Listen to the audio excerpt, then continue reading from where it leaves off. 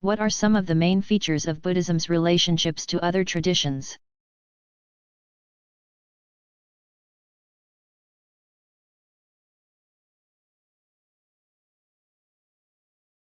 Buddhism's most important connections historically have been with Hinduism, out of which it grew, and the major indigenous traditions of the Asian lands to which it spread. Over the centuries, Buddhists have therefore interacted primarily with Hindus, Deists, Confucians, and adherents of Shinto. An earlier question outlined crucial features Buddhism's relationship to Hinduism. Here are some features of Buddhism's conceptual connections with the other traditions. China's ancient deist tradition made room for the Buddha among the swelling ranks of its deities, even claiming that foundational figure Lao Tzu had himself become a Buddha. Dharma, some scholars argued, was the Buddhist analogy to the concept of the way or Deo. They suggested further parallels between the Buddhist Arhat and the deist immortal, and between nirvana and the concept of non-action. Confucian tradition also found ways of accommodating to the newcomer. Some scholars saw in Buddhist ethics a parallel to Confucian filial piety. Even though Buddhist elevation of celibate monasticism seemed quite irreconcilable with the Confucian emphasis on family life. To Buddhism's 5 precepts some likened Confucianism's 5 constant virtues.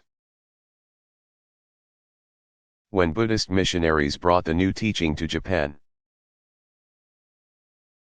the Buddha met the kami, high beings, of the indigenous tradition called Shinto. As was so often the case in China and elsewhere, Buddhism's ability to survive and grow in its new environment depended a great deal on royal patronage. Imperial support gave impetus to various Buddhist Shinto accommodations.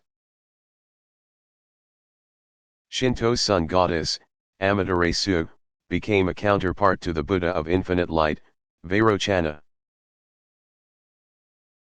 Hachiman, Shinto deity of war, dressed as a Buddhist monk and became the guardian of the great Buddha. And in Mahayana teachings multiple Buddhas and Bodhisattvas some saw parallels to Shinto's countless kami. Representatives of various Buddhist denominations have continued active dialogue with other traditions, especially through the monastic connection.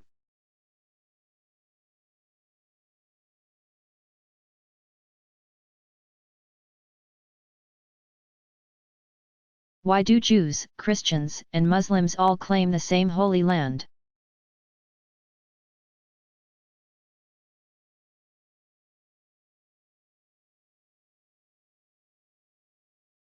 Palestine lies in Southwest Asia at the eastern end of the Mediterranean Sea. It is the Holy Land of Jews, since it was here that Moses led the Israelites after he led them out of slavery in Egypt and where they subsequently established their homeland, of Christians. Since it is where Jesus Christ was born, lived, and died, and of Muslims. Since the Arab people conquered Palestine in the 7th century and, except for a brief period during the Crusades, it was ruled by various Muslim dynasties until 1516, when it became part of the Ottoman Empire. Palestine, which covers an area of just over 10,000 square miles, is roughly the size of Maryland. Palestine's capital, Jerusalem, is also claimed as a holy city by all 3 religions. Jews call it the City of David, or the City of the Great King. since it was made the capital of the ancient kingdom of Israel around 1000 BCE. Christians regard it as holy since Jesus traveled with his disciples to Jerusalem to observe the Passover. It is the site of the Last Supper, and just outside the city, at Golgotha. Jesus was crucified, c. 30. Muslim Arabs captured the city in 638, just after Muhammad's death. And, like the rest of Palestine, it has a long history of Muslim Arab rule. Jerusalem, which is now part of the modern state of Israel, is home to numerous synagogues, churches, and mosques. It also has been the site of numerous religious conflicts throughout history.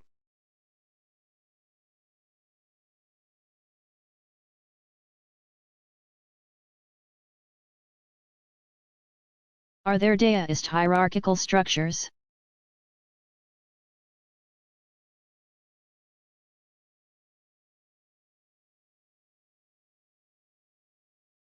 Since there are many different sects and schools, there are no official and universally acknowledged hierarchical structures that unite all deists.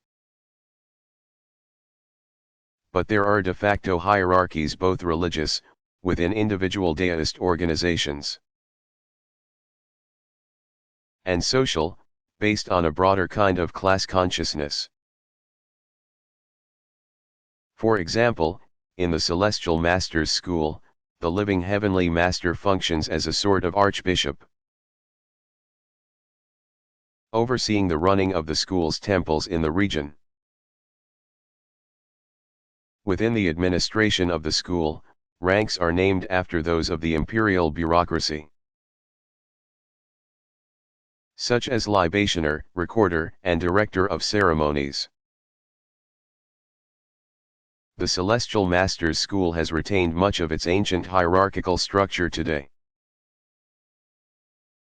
In addition, each of the various monastic orders is internally structured according to authority and leadership roles, with the equivalent of an abbot at the head.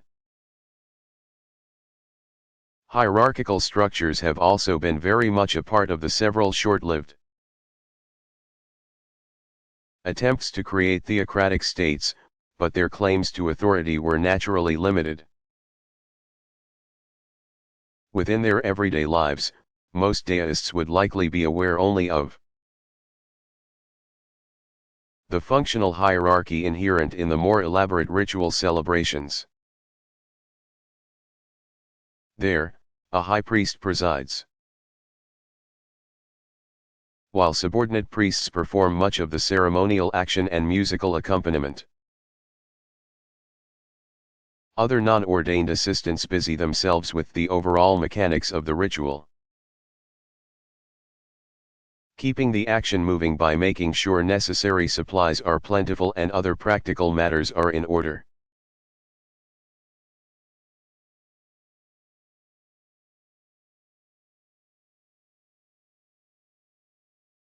Who is the Dalai Lama and why is he important to so many Buddhists?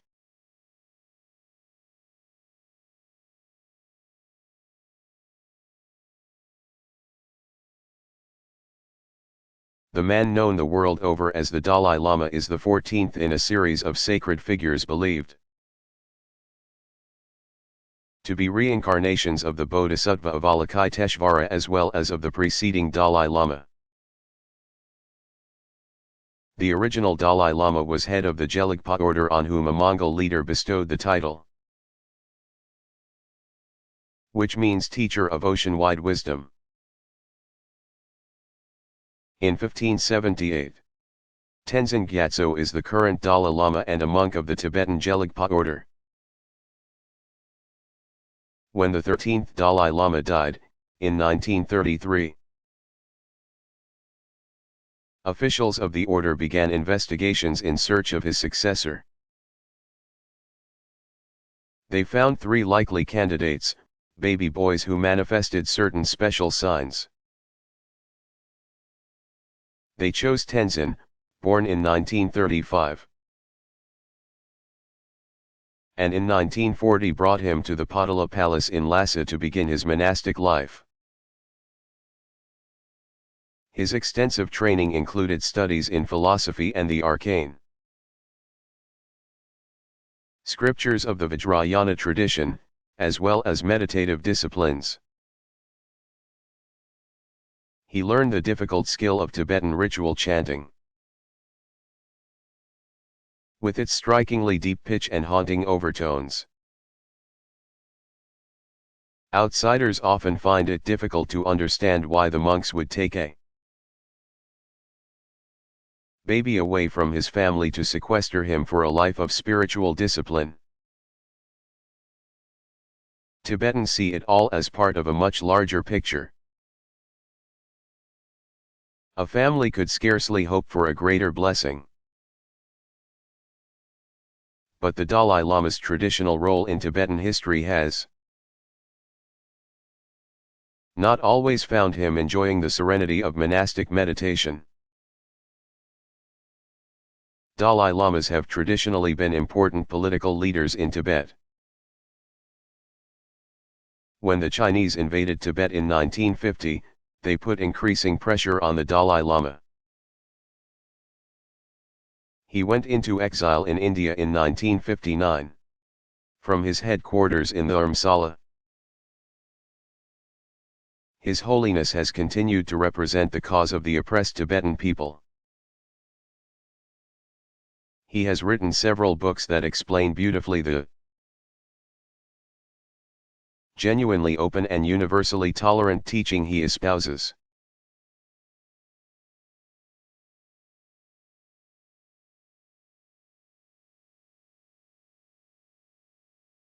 What is the difference between a prophet and a sage?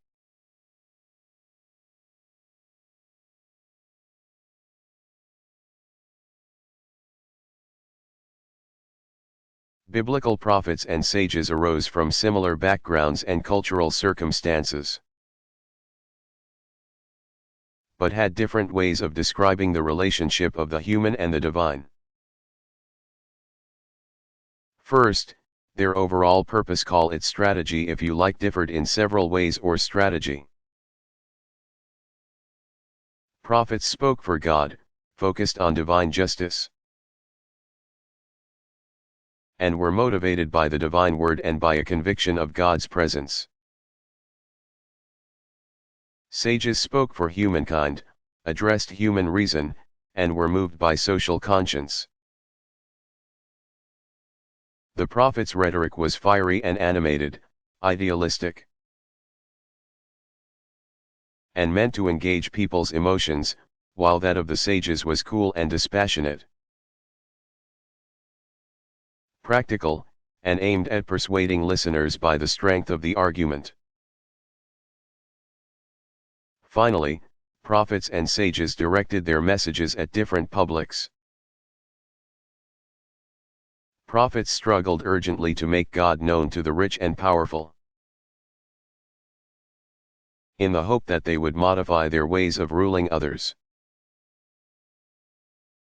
Sages sought through steady pedagogy to help ordinary people apply knowledge to their daily lives.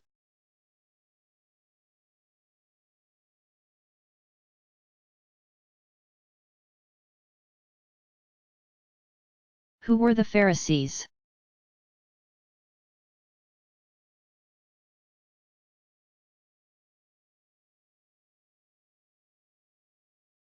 During the Maccabean, or Hasmonean, revolt in 164 BCE against the foreign rule of the Seleucids,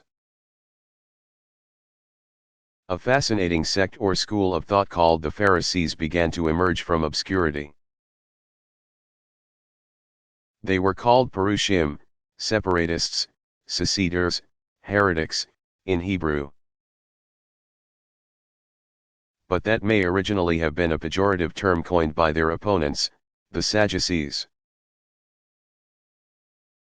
At first the Pharisees supported the Maccabees, who initially packed their new Sanhedrin with members of the sect. but the Pharisees disapproved of the way ruler John Hyrcanus, 135 to 104 BCE, attempted to secure both religious and civil authority for himself and so withdrew their support. In general, the Pharisees enjoyed the favor of the masses for their stand on political issues. Meanwhile, the new Hasmonean ruler Alexander Yane, 103 to 76 BCE, cultivated the support of the Sadducees, who tended to be aristocratic. When the Pharisees condemned Alexander's priestly conduct of sacred ritual as blasphemous, they paid with death or exile. But Alexander's wife, Alexandra, brought back the Pharisees after her husband's death, allowing them to restore both Sanhedrin and temple ritual. The Pharisees emphasized God's love for each person and taught the resurrection of the body. They stood against the priestly aristocracy in their teaching of the individual's personal relationship with God. After the Romans ended Hasmonean rule in 63 BCE, the Pharisees insisted that a separation of secular and sacred spheres would allow the Jewish people to tolerate foreign rule so long as the Romans left them their religious freedom. After 70 CE, the Pharisees disappeared as a distinct sect or party. But much of their spirit lived on in the growth of rabbinical Judaism.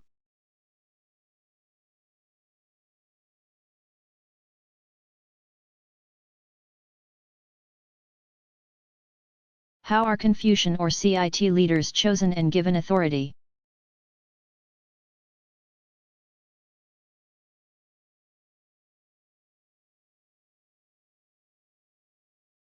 Priestly orders or classes in many traditions derive their authority from either hereditary lineage or from a perceived ability to manage spiritual power, or both of these. The case of the literati as a special class is quite different in many respects. Their role in imperial religious affairs may have originated with the office of royal astrologer, a person possessed of a special type of arcane knowledge. They had to understand all there was to know about how to plan imperial matters in perfect coordination with the rhythms of the cosmos. But the literati's continued prestige rested on their identification with a broader range of knowledge, that of literature, history, and writing. Their privileged access to the canonical texts, the classics and books of Confucian tradition, gave them unquestioned authority. The literati oversaw virtually every detail of imperial ritual and administration, so much of which was highly ritualized, and were responsible for propriety and auspiciousness in all affairs of the state under heaven. They were, in effect, a kind of lay priesthood whose patron and model was Confucius. Prospective members of the literati underwent extensive education designed to imbue them with the classical texts,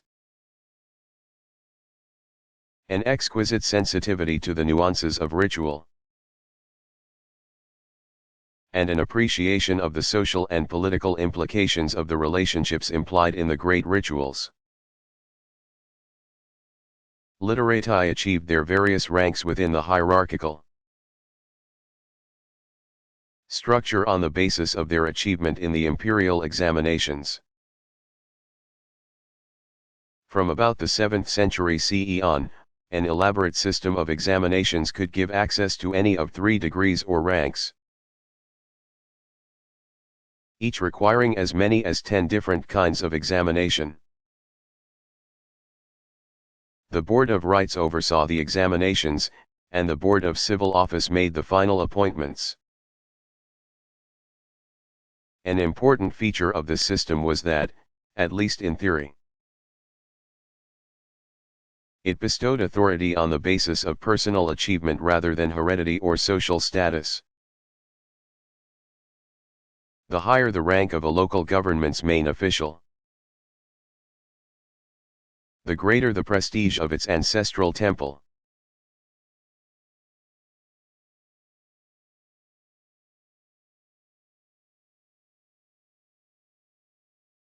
Are doctrine and dogma important to Buddhists?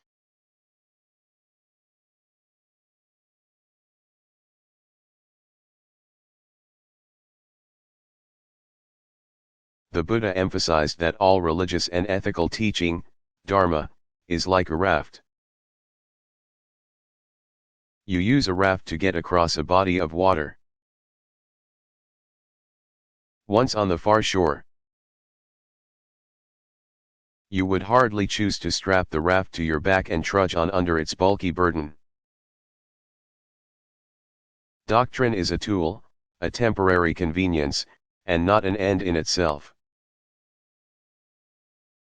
The problem with doctrine, he taught, is that it can easily distract people from their goal.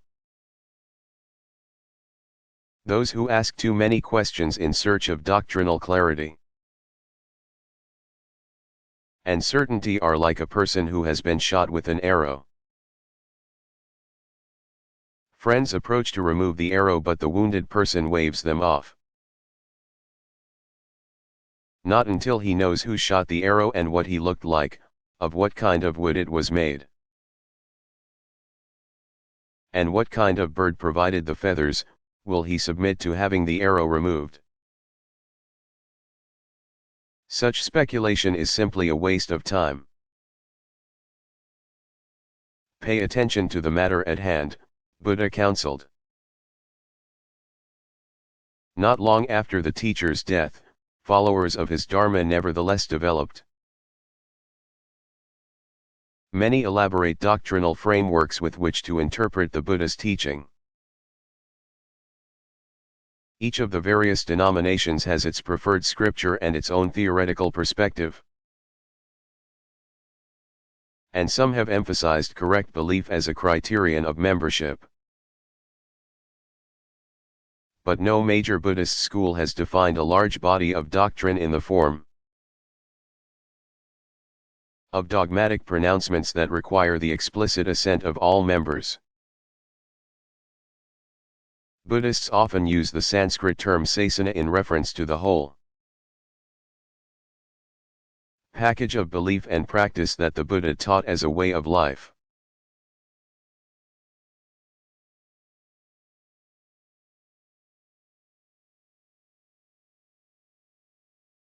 What does the term spirituality mean?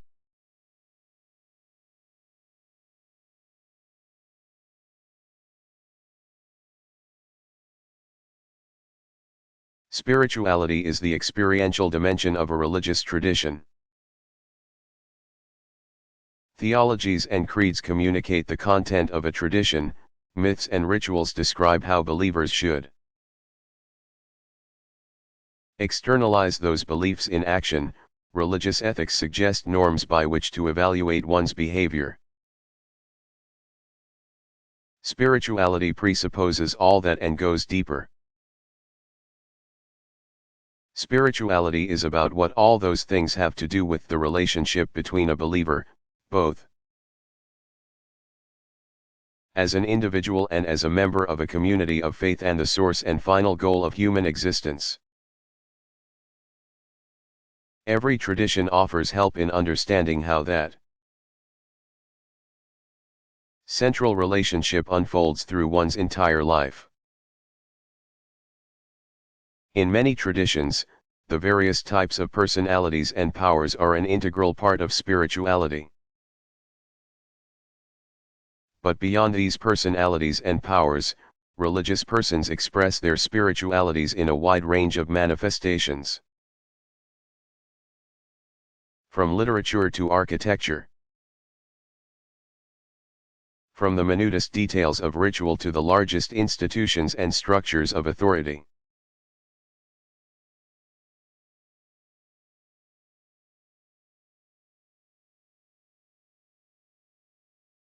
What other ideals does the Hindu tradition recommend?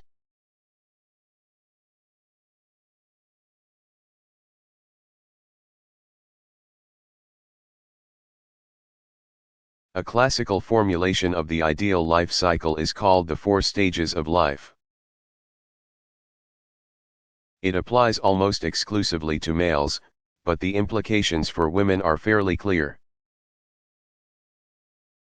The traditional system is called Varnashramadharma. The law, dharma, of caste, varna, and life stage, ashrama. Upper caste Hindu males begin the cycle as students, in a stage between the ages of 12 and 24. Under the tutelage of a guru, young men learn the basic sacred traditions, rituals, and sacred texts. From ages 24 to 48 they become householders, marrying and raising a family according to conventional norms. During these first 2 stages, men seek religious fulfillment by turning outward and engaging their world with extroverted energy and drive. At 48 a man enters into the stage of a forest dweller or a senior mentor to younger men. Some still actually move toward a life of greater solitude during this stage. Even if not literally heading for a hermitage in the forest. Some men past the age of 72 enter the stage of the renunciant or sannyasi. They formally set aside as many ordinary ties to their former lives as possible, leaving behind wealth as well as material responsibility in quest of self-realization. Both of the latter 2 stages call for increasing introspection and time for personal prayer and devotion. Though fewer individuals follow the 4 stages formally now than in the past, the cycle remains a traditional ideal and a useful map of spiritual progress for those who choose to pursue it.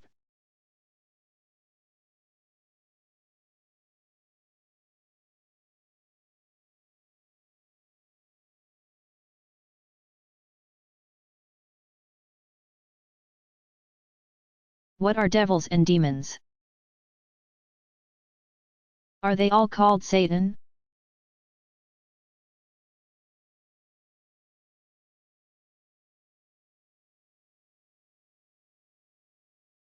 According to ancient Middle Eastern mythology, devils are angels gone bad. As with angels, the history of the development of devils is complex. Much depends on the ways various traditions conceive of the supreme deity. In many there has been a need to name evil forces. Since even if a tradition teaches that a supreme being has created all things including evil, it will not likely allow that the same being incites people to evil acts. The term devil typically refers to a single malevolent being of sufficient power that it may even appear to compete with the supreme being. The name Satan comes from a Hebrew root meaning accused or adversary, and first appears in the book of Job. Islamic tradition carried on the name, referring to the devil as both Shaitan and Iblis, related to the Greek word diabolos. In the Abrahamic traditions, demons are generally lesser evil forces who act as Satan's minions. Satan sends his nasty foot soldiers out to tempt whom they may. Hindu myth tells numerous stories of struggles between gods and demons. Originally distinguished not as good and evil, but as clever and not so clever.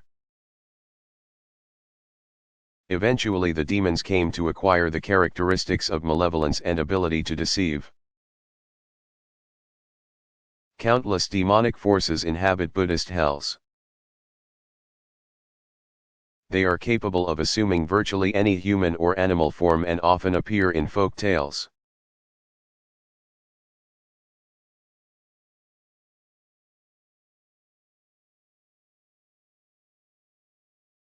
Has monasticism played a significant role in Christianity?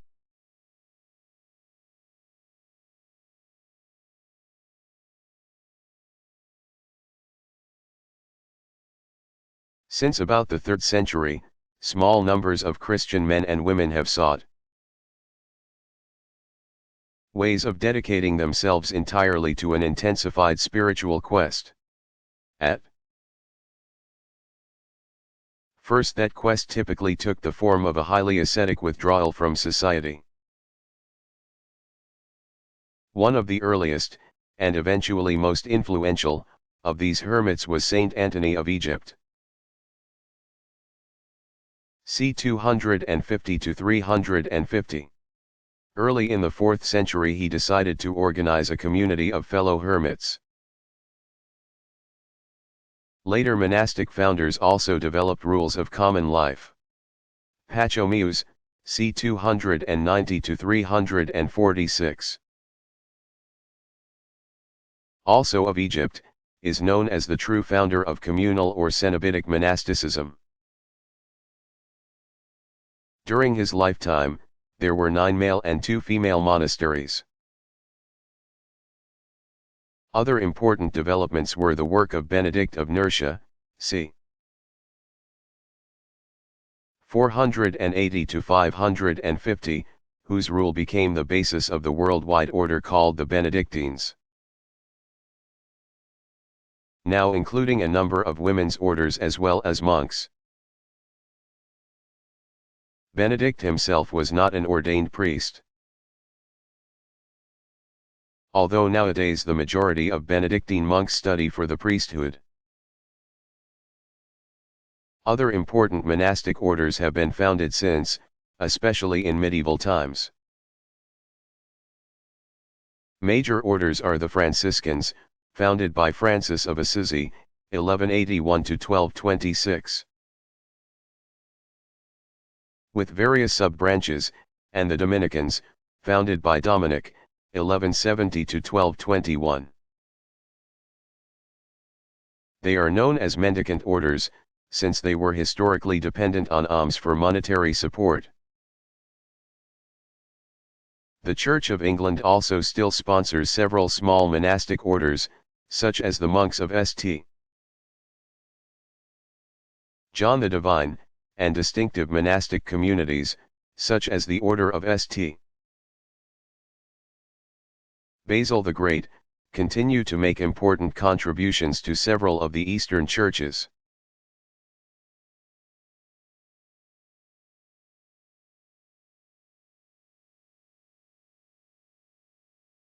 What kinds of special ritual objects figure in deist worship and prayer?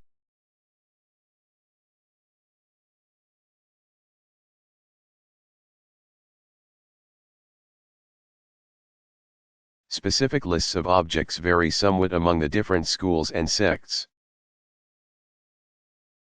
Here are the most important ritual devices of the Celestial Masters school. First and foremost are the ubiquitous talismans that consist of a written magical formula or mantras symbolizing a contract between the deities and human beings engaging in a ritual exchange. Only a qualified ritual specialist may execute a talisman, which usually includes a specially drawn Chinese character as well as other visual symbols appropriate to a particular spiritual purpose. Possessors of talismans generally think of them as guarantees of divine aid. People wear them or hang them in home or office to attract positive energies. The precious sword of the 7 stars, symbolizing the Big Dipper. Appears often in blessings and exorcisms, whether for individuals or as part of cosmic renewal observances. As a symbolic purification to the cardinal directions. Ritualists sip from a copper bowl and blow a spray through closed lips. Special stone seals of various kinds allow the specialist to make official documents such as talismans.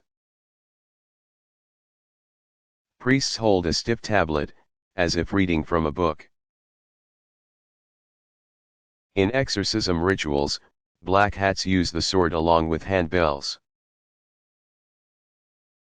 while red turbans use a horn and a whip.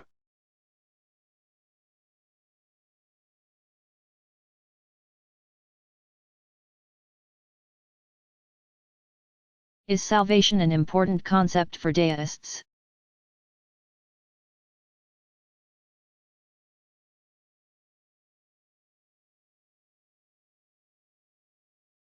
Some elements in deist tradition discuss at length the type of salvation from mortality itself.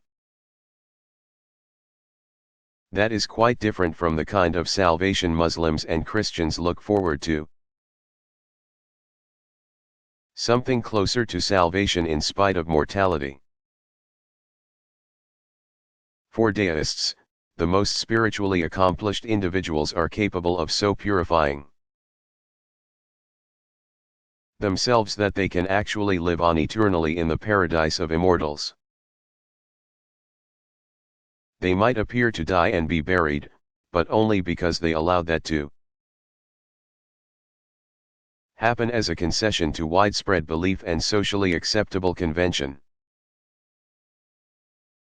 In fact, they are able to substitute something else for their body and to slip away to paradise unnoticed.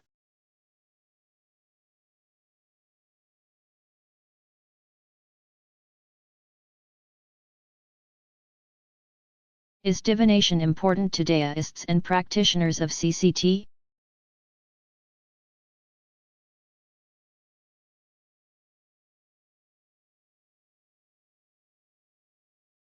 Divinatory rites are more critical to Daoism and CCT than to many other major traditions. Long before Daoism came into being as a distinct set of traditions, the Chinese practiced divination through the stars, yarrow sticks, oracle bones, and tortoise shells. Important types of divination are the celestial, the terrestrial. Interpretations of events and omens, and the forecasting of individual destinies. Celestial divination, a variety of astrological interpretation. Plots the locations of stars according to one of the 12 palaces associated with the lunar month of one's birth in order to understand a host of factors including sickness and health, luck, family issues, and personality. Terrestrial divination uses an elaborate geomantic compass to assist practitioners in aligning their lives most effectively with the forces of nature. All ordinary events in the life of each person have their hidden meanings. And special divinatory skills allow one to interpret the nature of the energy played out in all events in relation to the specific time of day or year. Some events clearly have ominous qualities and require specialized interpretative skills. Thunder or lightning and other natural events suggest forces that set them aside from more mundane happenings. Perhaps the most important and widespread forms of divination are those that help people divine their personal destinies. Some focus on reading physical features, such as facial characteristics or palm lines. Here we are moving away from strictly deist teaching and into popular practice.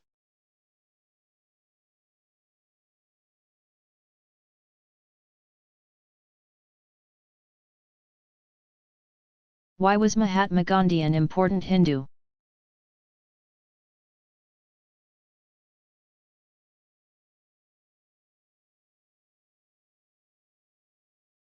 Mohandas Karmachand Gandhi, 1869 to 1948, received the title Mahatma, Great Souled One. Because of his towering example of personal integrity and commitment to social justice. He was a nationalist in the sense that he sought Indian independence from British rule. But he also taught tolerance for religious diversity at a time when strident voices cried out for vengeance against members of other communities of faith. His experiments with truth, satyagraha, truth grasping, led to his espousal of methods such as the quest for simple living and nonviolent resistance to oppression. On several occasions his willingness to fast nearly unto death called attention to the evils against which he fought.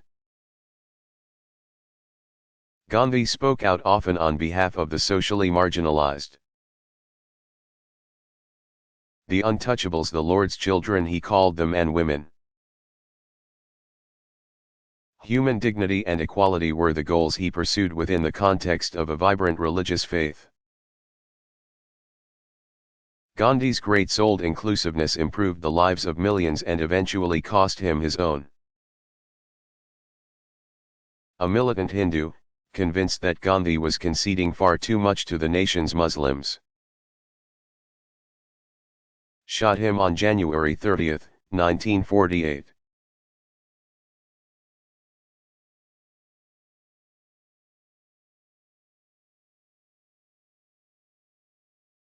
Have there been any Confucian mystics?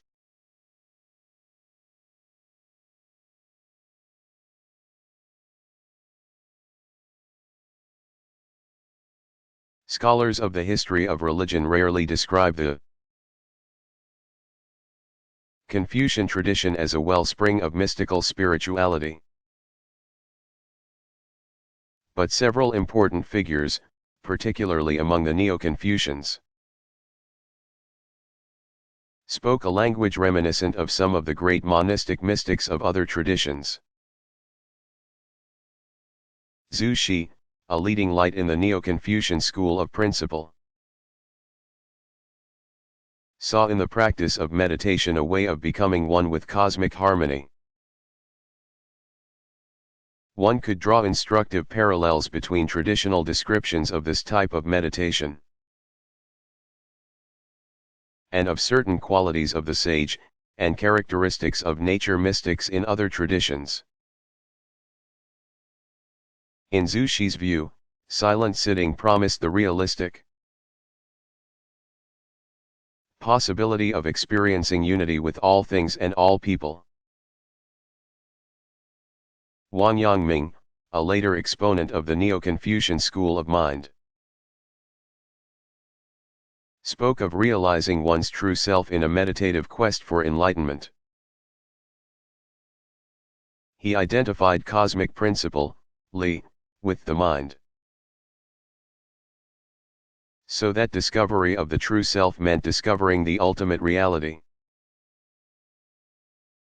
Some discern parallels between Wang's mysticism and that of the German mystic Meister Eckhart, c. 1260–1327 CE.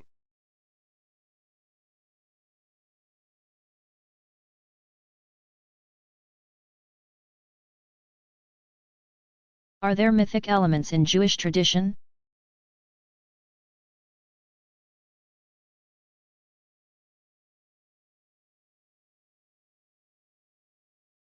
Many texts in the Hebrew Bible suggest associations with ancient mythic narrative.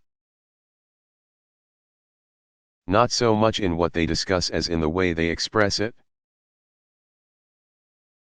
The paired creation stories in Genesis preserve mythic elements in their description of the watery chaos that existed prior to God's imposing upon it the order of a cosmos. These texts probe the mysteries of the origins of all things. Similarly, blended twin accounts of destruction by a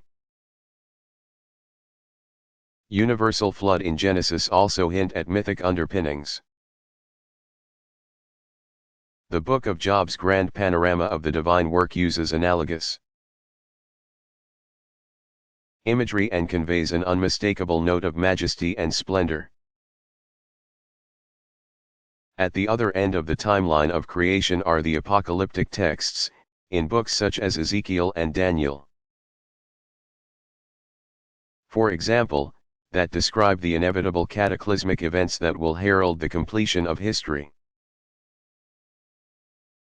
To describe the biblical text as sharing important features with myth in no way impugns or discredits the scripture. It is merely a way of characterizing how the Hebrew Bible communicates in several key accounts.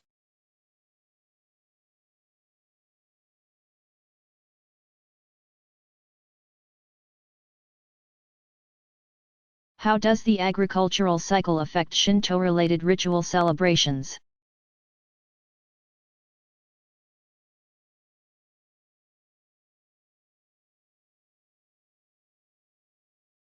Many festivities are still tied to various agricultural occasions. Spring and autumn festivals correspond with planting and harvesting. A large cluster of so-called spring festivals, Harumatsuri, covers events that run generally from January to May, though some areas stretch the season into July. In late March or April, people celebrate Cherry Blossom Festival, one of nature's sublime but fleeting glories. On May 5th, 5th of the 5th in some places, other days elsewhere, many people observe a special rice planting day. Two of Kyoto's larger shrines, Kamigamo and Shimogamo in the north of the city, celebrate a prayer for good harvest called Hollyhock Festival, Aoi Matsuri, complete with elaborate processions and reenactments of ancient imperial events. With countless regional variations, the planting, or transplanting, rites occur generally during May, June, and July, stretching well into the summer season. This seasonal overlap is a result of using more than one system for converting special occasions from the lunar to the solar calendar. Some shrines host enormous gatherings centered around processions and contests of various kinds. Autumn festivals, Akimatsuri, include a similar grouping of celebrations that begin even before the summer festival season has ended and extend into October. At the beginning of each imperial era, the new emperor performs an autumn celebration called the Great Feast of New Food, Daijasai, offering rice to the sun goddess and imperial forebears. Whether in the imperial palace or at local shrines, these are all occasions for gratitude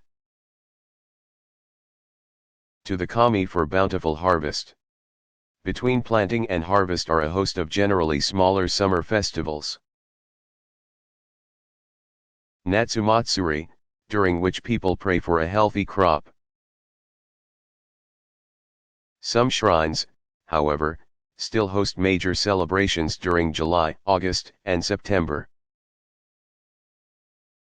Many of these are occasions for teams of younger men and boys especially to engage in spirited competition,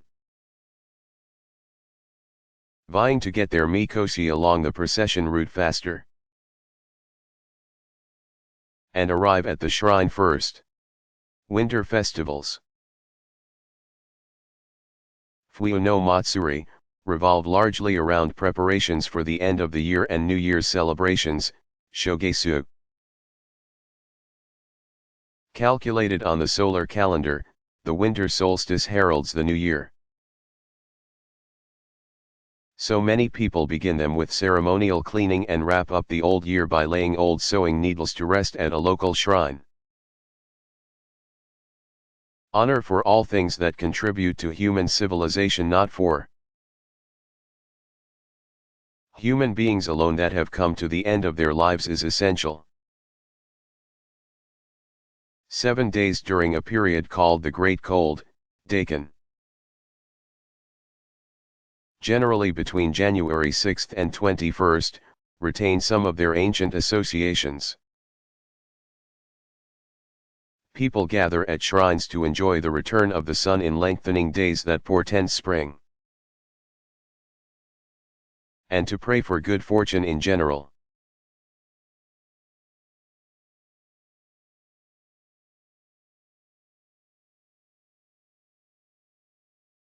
Are there creation stories or other mythic elements in Shinto tradition?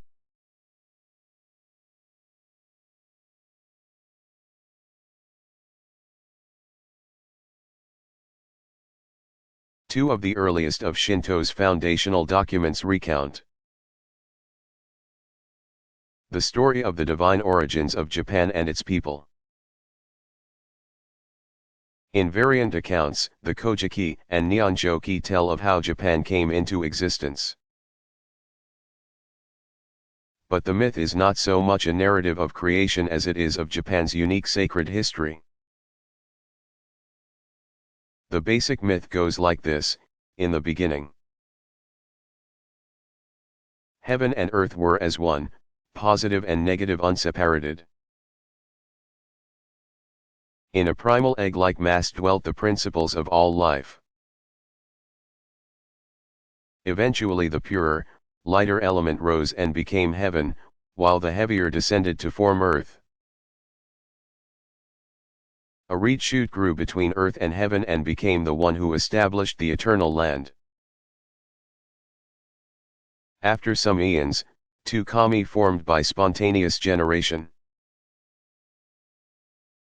Descending to earth on the floating bridge of heaven, is Izanagi, the male who invites.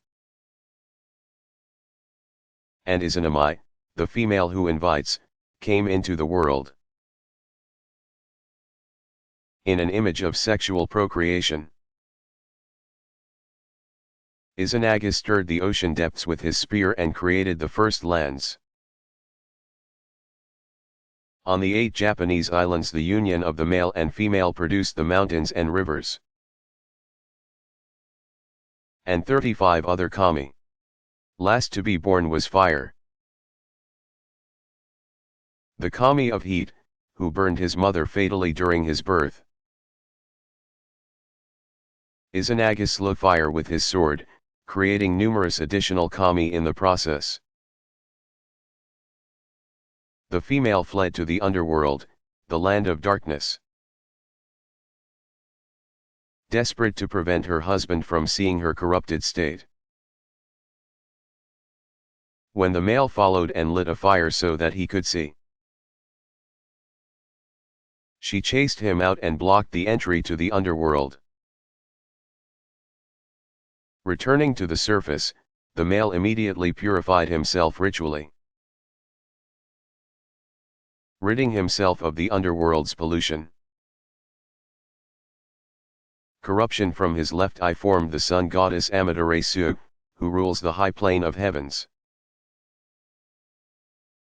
And from his right, Tsukiyomi, the moon, whose province is the oceans. From his nostrils he created the storm kami, Susanoo, withering wind of summer and ruler of the earth. Susanoo soon made trouble for his sister, the sun, who took refuge in a rock cave, needing the sun to return. The 800,000 kami discussed how they might entice her from her cave. At length they resorted to enlisting the terrible female of heaven to dance and shout obscenities to rouse Amaterasu's curiosity. They then offered her blue and white soft offerings, a mirror, and a bejeweled sakeka tree. She finally came out and dispatched her grandson Ninigi to rule the world. His son in turn, Jimmu Tenno, became the first human emperor at age 45, on February 11, 660 BCE.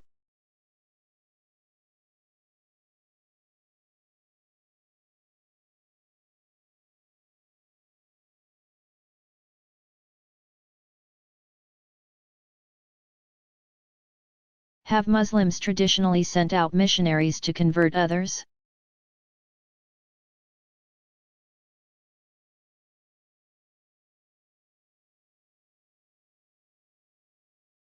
Islam has been a missionary tradition since its earliest days.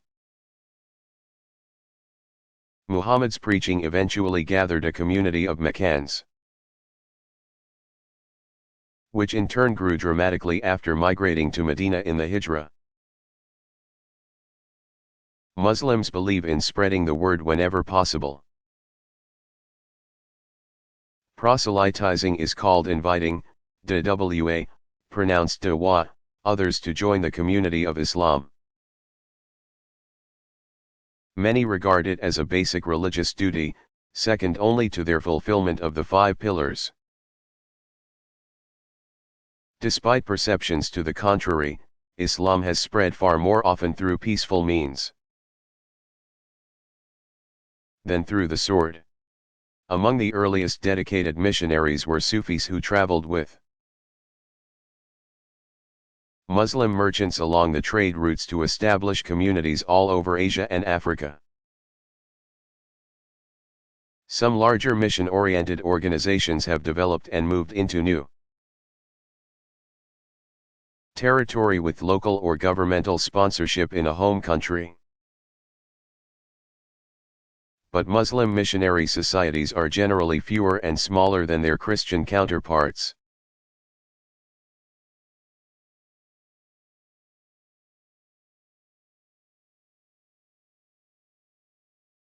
What is a sage?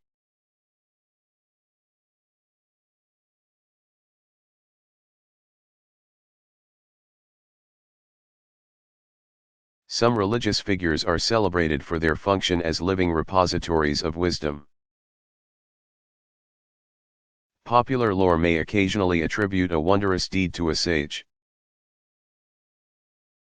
but the emphasis is decidedly on the person's depth of understanding and insight.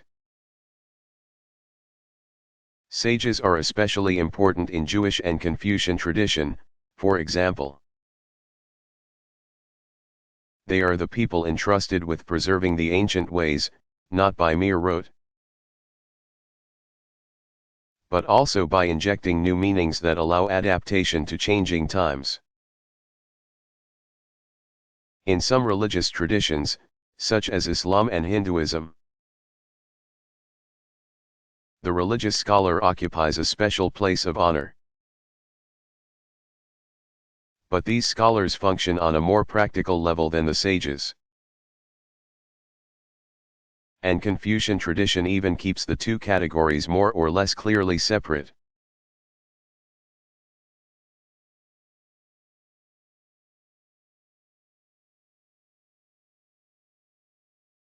What are the 5 pillars of faith for Muslims?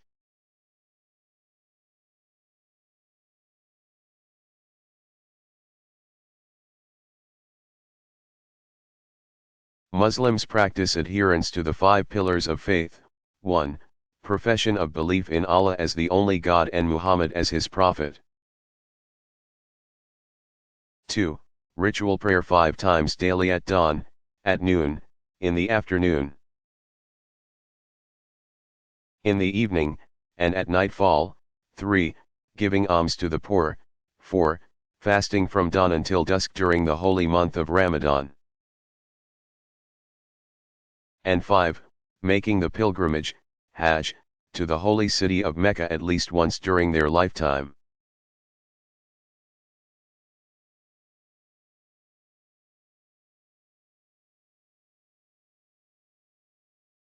Are the teachings of racial supremacist groups consistent with Christian tradition?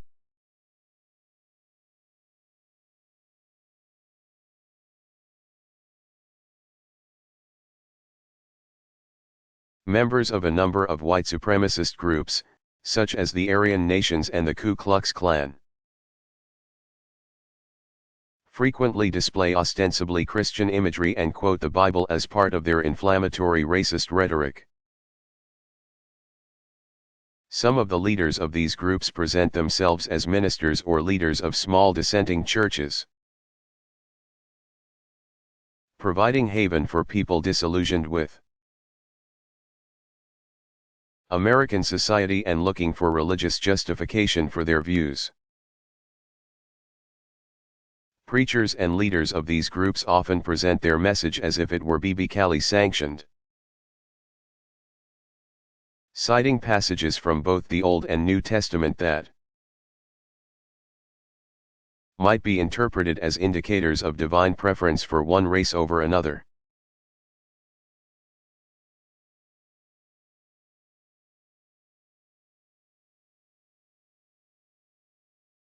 What's the difference between a prophet and a messenger?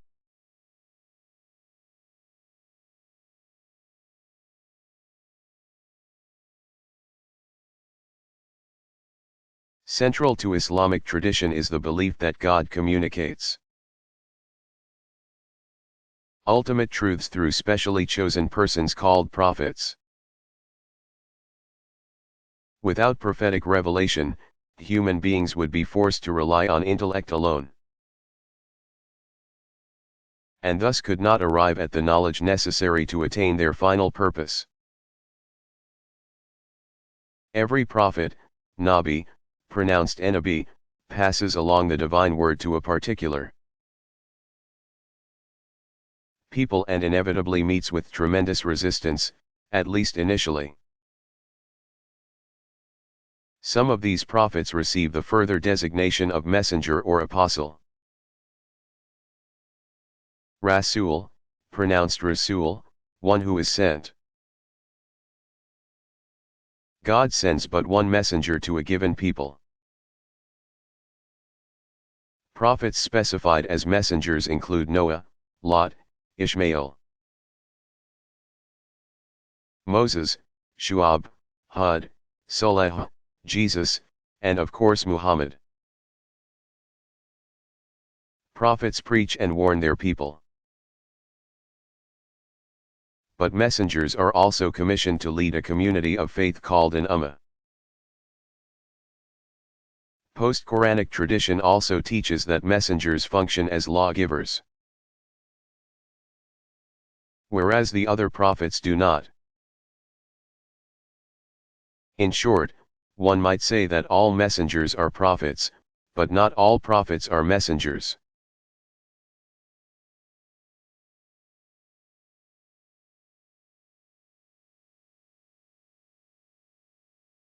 How many different kinds of scriptural interpretation are there?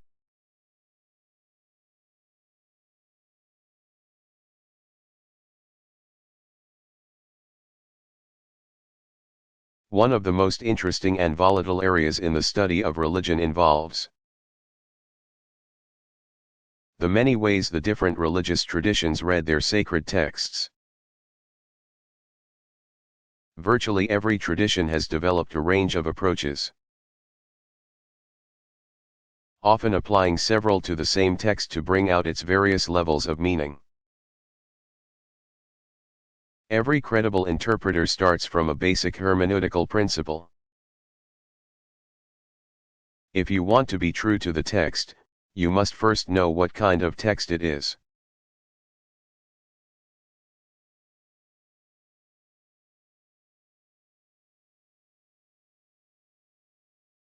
What do the terms exegesis and hermeneutics mean?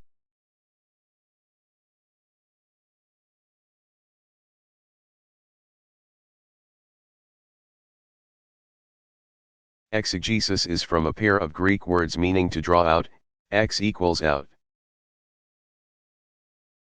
Hegeomy equals to lead or draw, also the root of the word hegemony. It refers to the processes of reflection and study that allow us to interpret a text. Hermeneutics comes from the Greek word that means Principles or theories of interpretation, hermeneutic. Whenever scholars probe a text, the U.S. Constitution, for example, they engage in exegesis that uses certain hermeneutical principles. A Supreme Court justice who prefers a more conservative approach, for example, might use a strict constructionist hermeneutics to interpret the Constitution. The idea is to implement the Constitution here and now, without violating the spirit of the 18th century document. You might think of hermeneutics as a set of lenses or filters. Put them on and you will see things differently than you would with the naked eye. The glasses you put on bring out certain features of a text, but they also prevent you from seeing other features. That's the nature of all textual interpretation. We always start from a particular point of view. The more clearly we are aware of the presuppositions we bring to the text, the more honestly we can interpret it.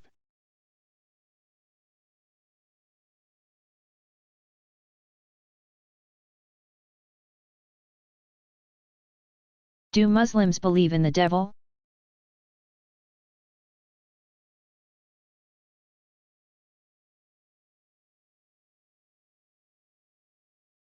Within the larger category of jinn are many beings who were once angels. The principal diabolical figure is called Iblis, pronounced Iblees, from the Greek diabolos. God ordered him to do homage to the newly created body of Adam, but Iblis refused, arguing that a creature of fire need not bow to one made of clay.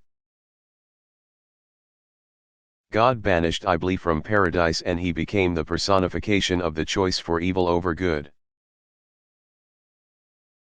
It was Iblis who tempted Adam and Eve, Quran 2:35-39, 7:19-25, 20:120-121. Tradition also names the devil Shaitan, Shaitan, and often refers to many Satans. The lesser minions of Iblis who fan out to beset humanity with temptations of every kind. Some of Islam's mystics have focused on the story of Iblis' fall as an occasion for discussing the infinite mercy of God. As evil as the devil is, they argue, even Iblis still has hope of enjoying the transforming power of divine forgiveness at the end of time. The mystics are not suggesting that the devil is soft on sheer nastiness, only that no power in the universe can compare with God's mercy.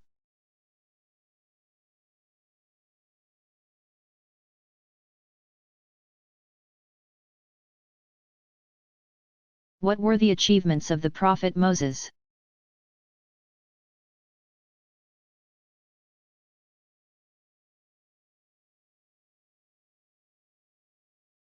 Moses, born circa 1390 BCE, was the son of a Hebrew from the tribe of Levi.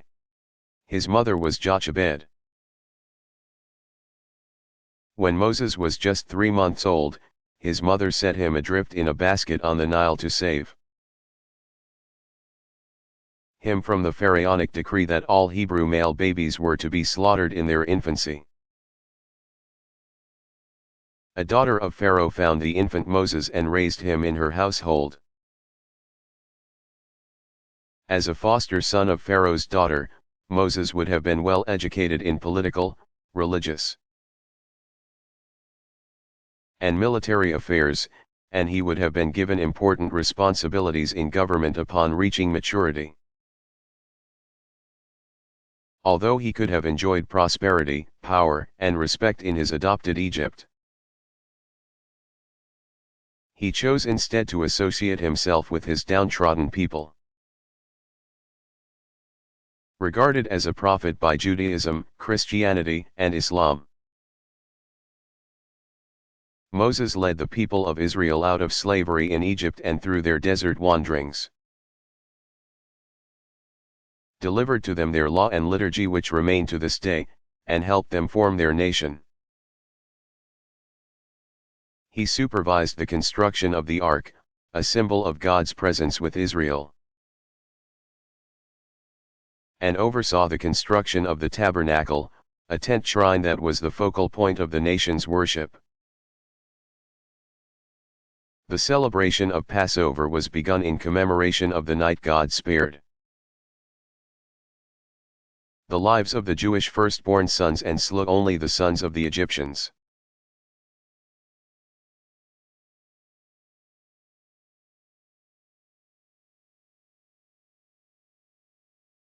Why are gender issues important in understanding religion?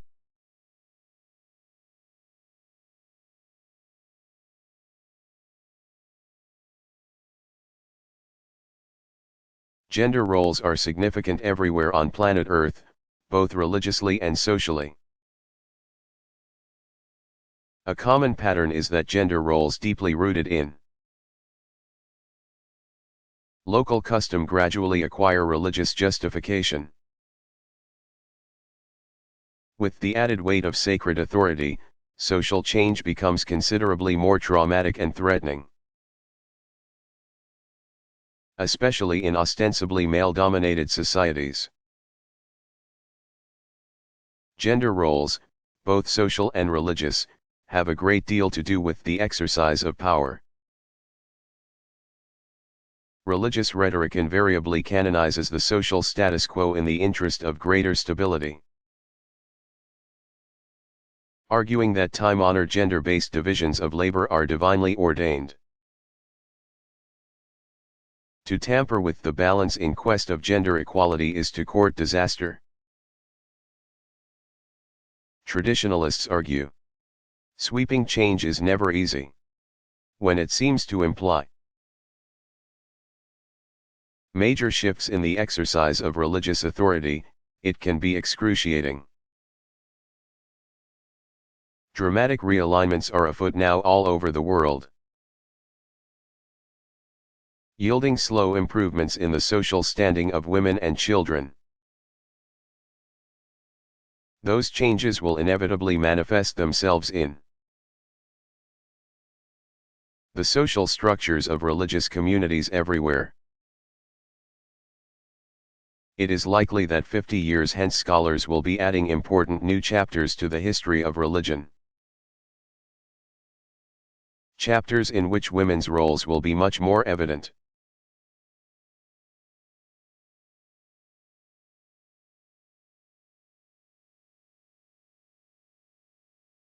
What gender-related issues have been important in Confucianism and CIT?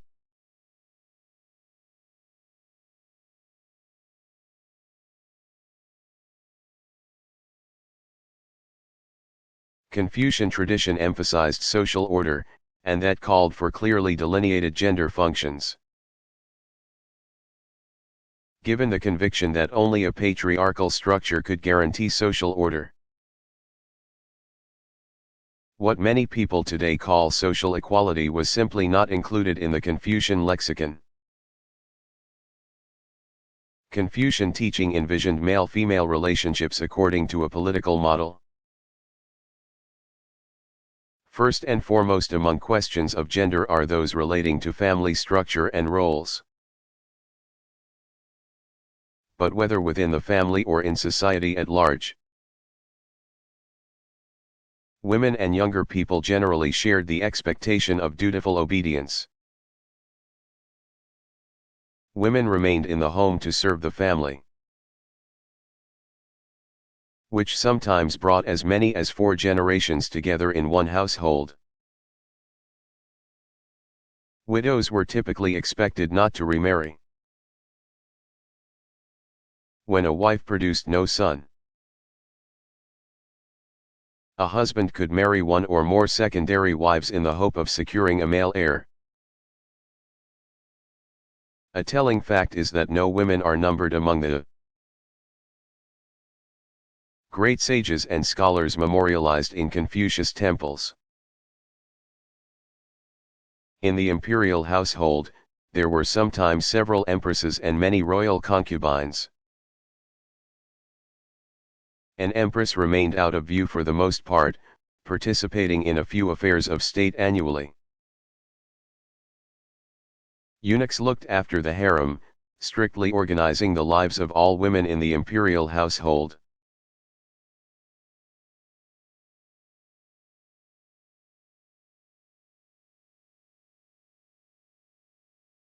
What are the principal Hindu rites of passage?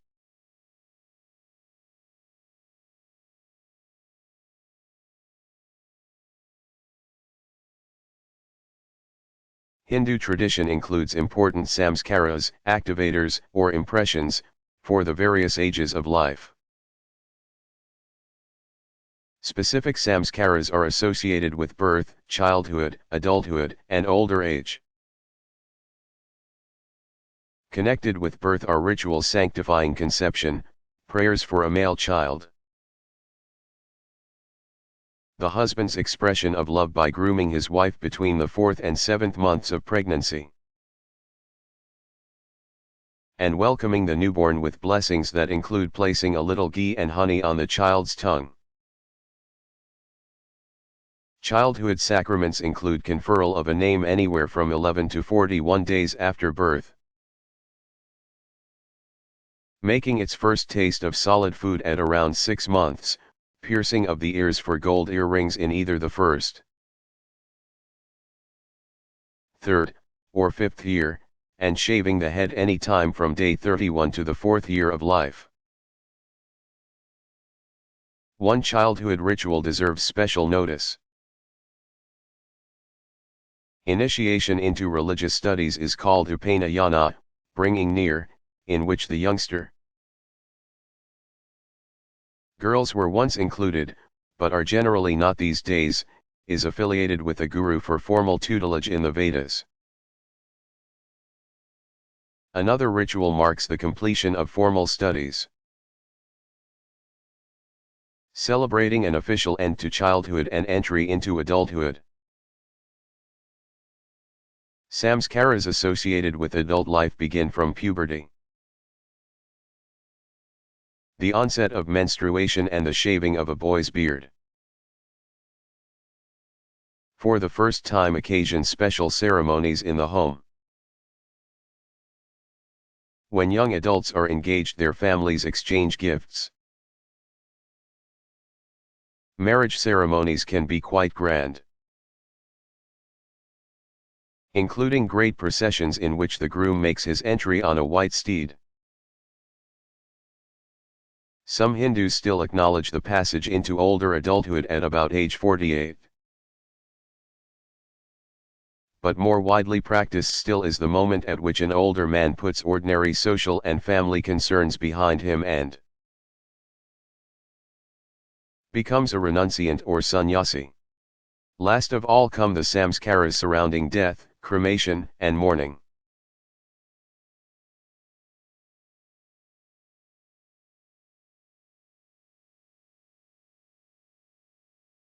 Where do members of local Daoist communities and members of CCT come together?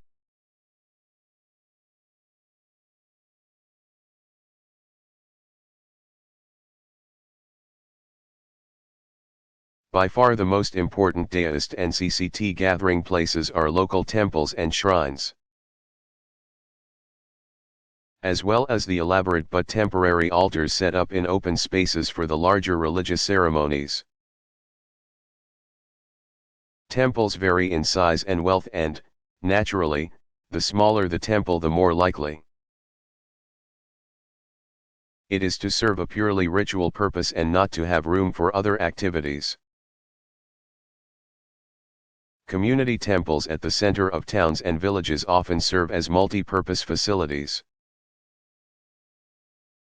There might be any number of functions going on at one time: classes for children, play during recess, community meetings while worshippers attend to their devotional needs. In larger towns and cities, Other organizations, such as various Daoist and Buddhist associations, apparently fill some of those communal functions as well.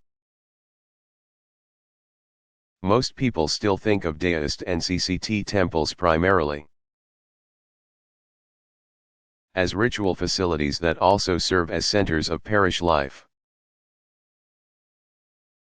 Temples typically govern their ordinary affairs through an elected committee, entrusted with all major decisions about ritual calendar, maintenance, and finance.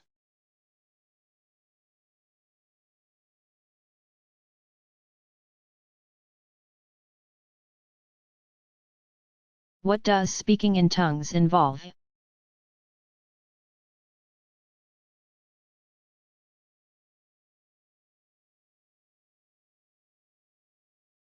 Speaking in tongues or glossolalia, from the Greek glossa and lalia, tongue talking,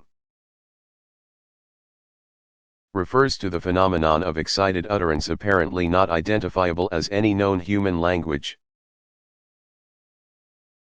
Linguistically, therefore, speaking in tongues amounts to little more than a string of nonsense syllables. However, psycholinguistic research has discovered similarities across cultural and traditional lines, suggesting that trance-like states induced under certain circumstances all over the world may bring about common neurophysiological changes with similar results regardless of religious affiliation. Christian tradition has often regarded the gift of tongues as a spontaneous behavior, but it appears in fact to be learned. Some Christian groups place so much emphasis on the practice that it has become an indicator of full membership. According to Acts of the Apostles 2:4, when Jesus' closest followers were filled with the Holy Spirit, they began to speak in various identifiable languages, so that all the people present from whatever land clearly understood them. In I Corinthians 14:1-40, Paul cautions that the gift of interpreting is as important as speaking in tongues, and that without interpretation, there is a danger that speaking in tongues by itself can be divisive.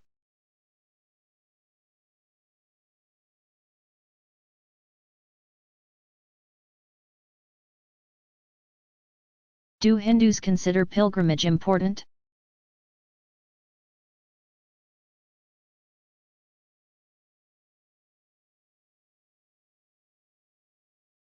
In a land with countless sacred places associated with numerous divine names and forms, pilgrimage,